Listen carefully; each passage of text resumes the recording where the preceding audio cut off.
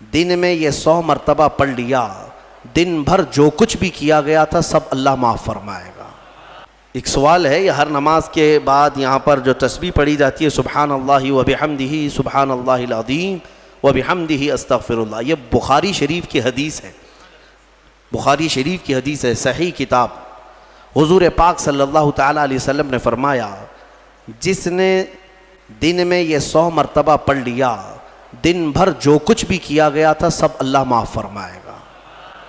تو رواج یہ دیا جاتا ہے کہ 5 وقت کی نمازوں میں اگر تم سے 50 یا 55 مرتبہ ہو جائے، 11 مرتبہ پڑھتے ہیں، باقی کا بچا ہوا اپنے رات میں سونے کے وقت پڑھ لو تاکہ دن بھر کی خطائیں معاف ہو جائیں۔ اور بخاری شریف کی سب سے آخری حدیث جس پر ختم بخاری ہوتی ہے اور اس کی تلاوت کے وقت دعائیں قبول ہوتی ہیں، بزرگوں نے فرمایا بخاری شریف کا جب ختم ہوتا ہے نا، جیسے ختم قرآن بھی ہے نا، شب قدر کو ختم قرآن کی محفل ہوتی، بخاری شریف کی ختم کی بھی محفل ہوتی، اور بزرگوں نے فرمایا ختم بخاری کے وقت جو حدیث آخری پڑھی جاتی ہے اس وقت مجمع میں جو بھی دعا کرے گا اللہ اس کی دعا قبول کرے گا۔ وہ کیا پڑھی جاتی ہے؟ بخاری شریف کی آخری حدیث، میرے آقا صلی اللہ علیہ وسلم نے فرمایا کلمتان حبیبتان الی الرحمن خفیفتان علی اللسان ثقیلتان فی المیزان سبحان اللہ وبحمدہ سبحان اللہ العظیم۔ میرے آقا فرماتے ہیں 2 کلمے ایسے ہیں جو رحمان کو سب سے زیادہ پیارے ہیں اور زبان پر سب سے ہلکے ہیں اور میزان میں سب سے بھاری ہیں۔ زبان پر بہت ہلکے ہیں، میزان پر سب سے بھاری ہیں۔ وہ 2 کلمے کیا ہیں؟ میرے آقا فرماتے ہیں سبحان اللہ وبحمدہ ایک کلمہ، سبحان اللہ العظیم دوسرا کلمہ۔ یہی ہے۔ ایک دوسری حدیث میں آگے وبحمدہ استغفر اللہ کا بھی اضافہ ہے۔ بہرحال یہ اس کی فضیلت آپ نے پوچھا اس لیے میں نے عرض کیا۔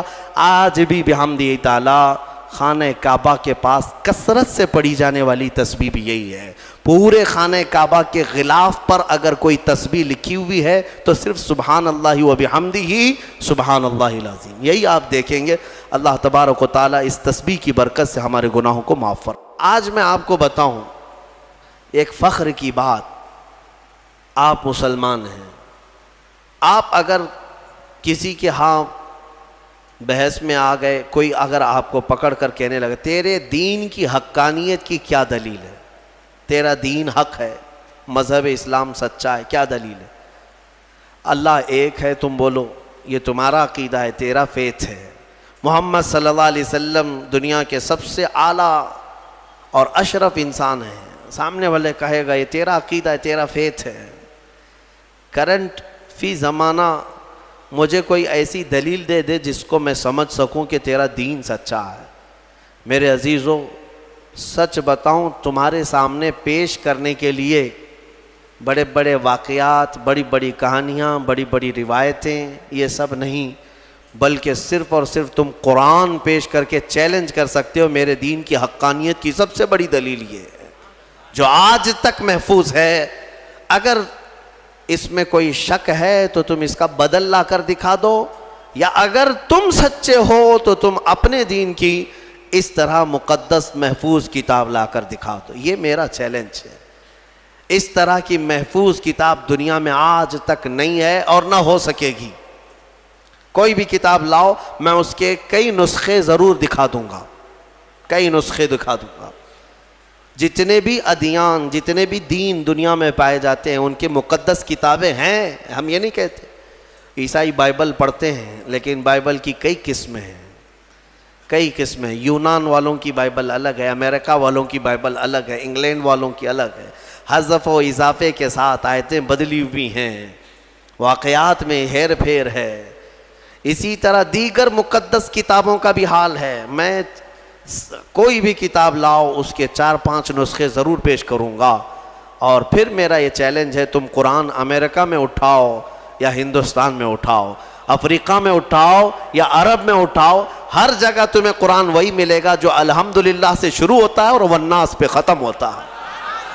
الحمدللہ یہ قرآن کی حقانیت کہ اس کے اچھا آپ کیا سمجھتے ہیں اس کے دشمن نہیں رہے، اس کو ختم کرنے کی کوششیں نہیں ہوئی، بہت کچھ کر چکے، لیکن کیا کر سکتے ہیں؟ آسمان کو کب کون نیچے لا سکتا ہے؟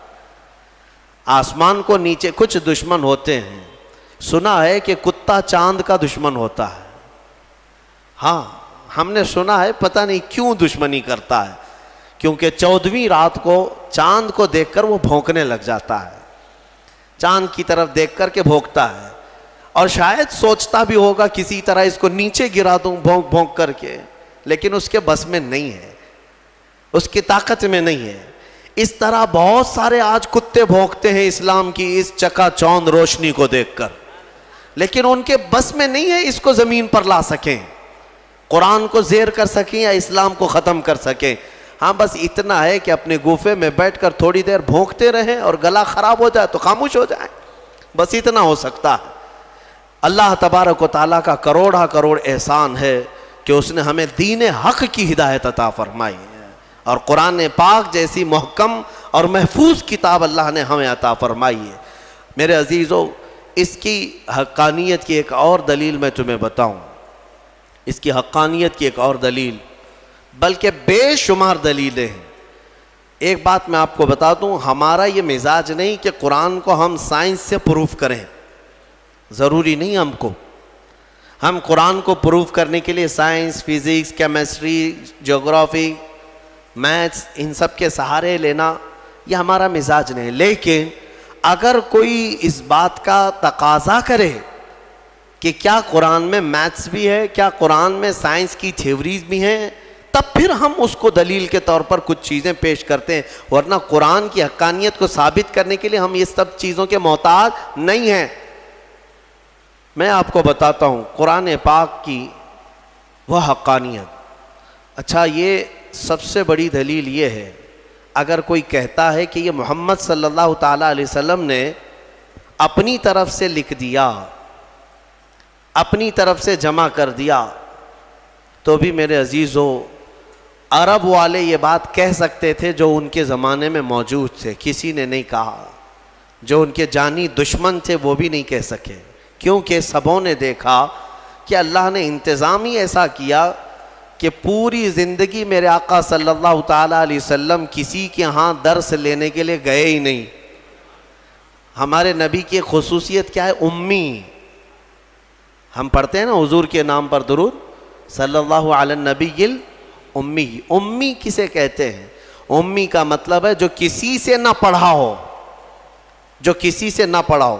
سنبھل کر کے ترجمہ کرنا، کچھ بدبخت یہاں پر حضور کو بغیر پڑھا لکھا کہتے ہیں، وہ بغیر پڑھے لکھے تھے، نعوذ باللہ۔ یہ جاہل کیا سمجھے جو پوری کائنات کا معلم بن کر کے آیا ہو، جس کے بارے میں قرآن کہتا ہے الرحمن علم القرآن، وہ رحمان ہے جس نے قرآن تمہیں سکھایا ہے، تم اس کو بے پڑھا لکھا کہتے ہو۔ امی کا مطلب بے پڑھا لکھا نہیں، جس نے ایسا کہا وہ دنیا کا سب سے بڑا جاہل ہے، سب سے بڑا جاہل ہے۔ دیکھیں دونوں میں فرق میں آپ کو بتاتا ہوں۔ ایک بغیر بے پڑھا لکھا جس کو ان پڑھ کہتے ہیں آپ، ایک ہے جو سب جانتا ہے لیکن کسی سے پڑھا نہیں ہے۔ دونوں میں فرق ہے کہ نہیں ہے؟ ہاں، جس کے دل میں کوڑ ہے، جس کے دل میں بغض اور عداوت ہے، وہ امی کا ترجمہ ان پڑھ کرتا ہے۔ ان پڑھ کے ذریعے سے معاذ اللہ رب العالمین، جس نے ایسا کہا حضور پاک صلی اللہ تعالیٰ علیہ وسلم کی شان میں اس نے تنقیص کیا، حضور کی توہین کیا، میرے آقا صلی اللہ تعالیٰ علیہ وسلم کی اس نے گستاخی کیا۔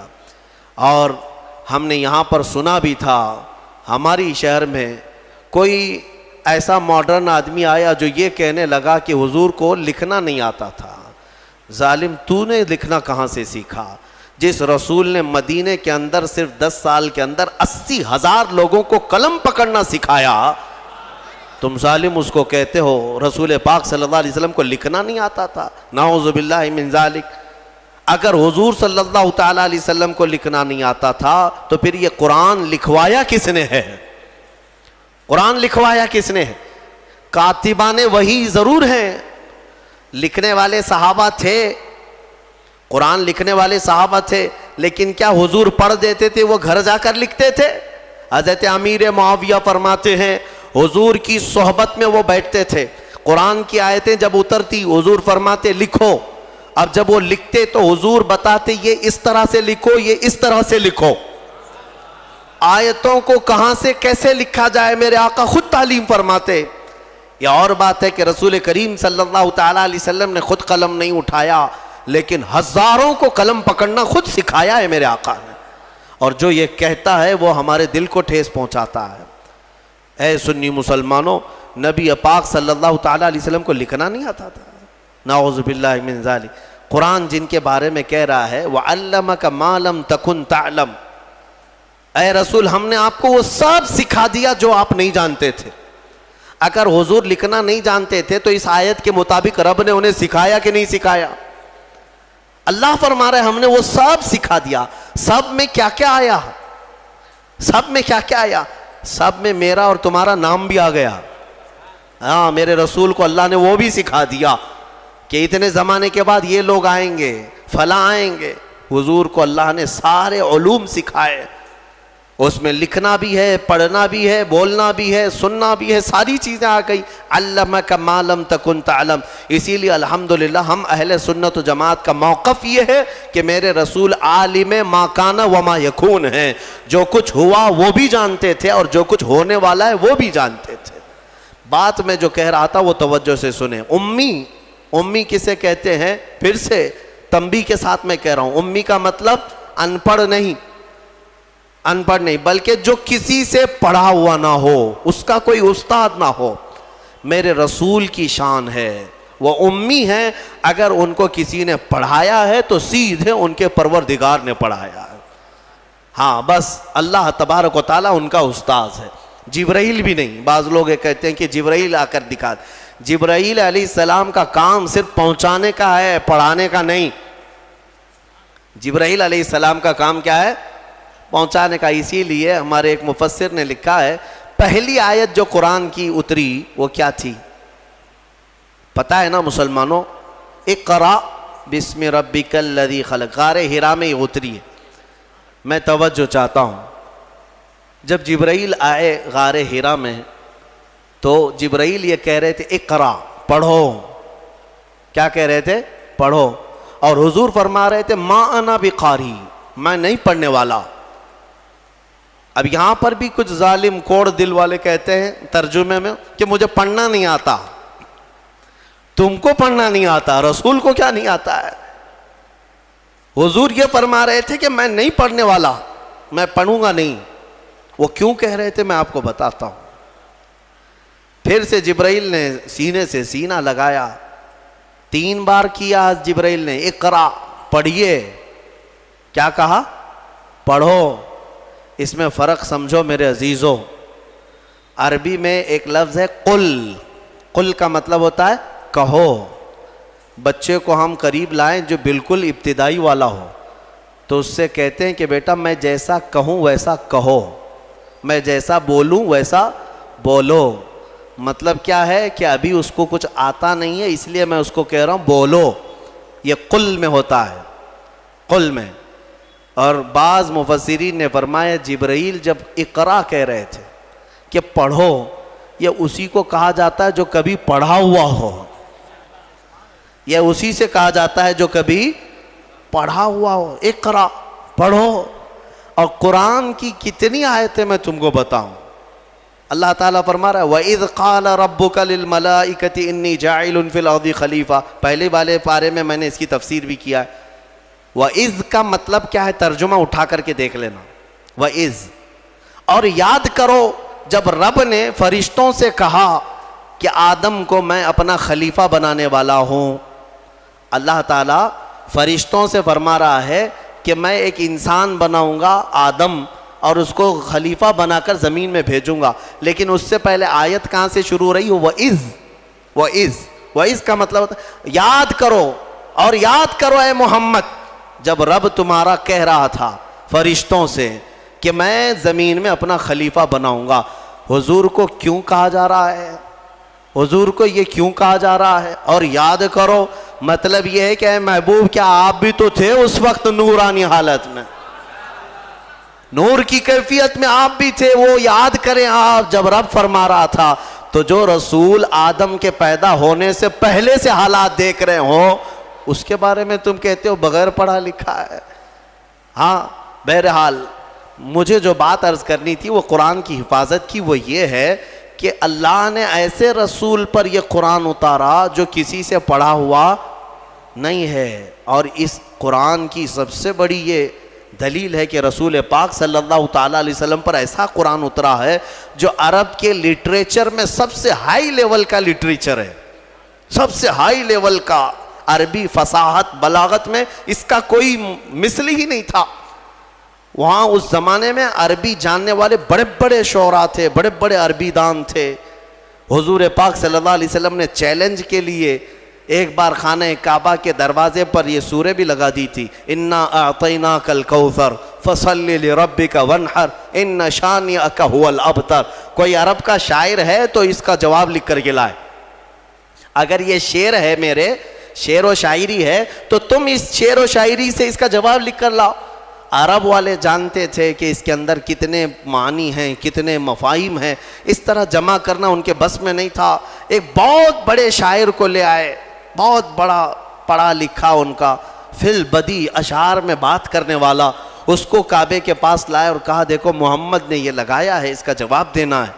اس شاعر نے غور سے دیکھا اور ایک لائن لکھ دیا، کہا یہ اس کے نیچے لگا دو. ایک لائن لکھ کر کے کہا اس کا جواب میری طرف سے یہ ہے. کیا تھا؟ آیت تو لکھی تھی فصلی لربک وانحر ان شانئک ھو الابتر، اور شاعر نیچے لکھا ہوا تھا ما ھذا کلام البشر، یہ بشر کا کلام ہو ہی نہیں سکتا. اس نے نیچے لکھ کر کے کہا اس کا جواب یہی ہے کہ یہ بشر کا کلام نہیں ہو سکتا. اس وقت کے لوگوں نے اس کے اعجاز کو سمجھ لیا تھا قرآن عظیم کو، کہ یہ محمد صلی اللہ علیہ وسلم کا اپنے پیٹ سے نکالا ہوا نہیں ہے یہ، بلکہ یہ اللہ رب العزت کی طرف سے کوئی تو ہے جو ان پر اتار رہا ہے یہ آیتیں.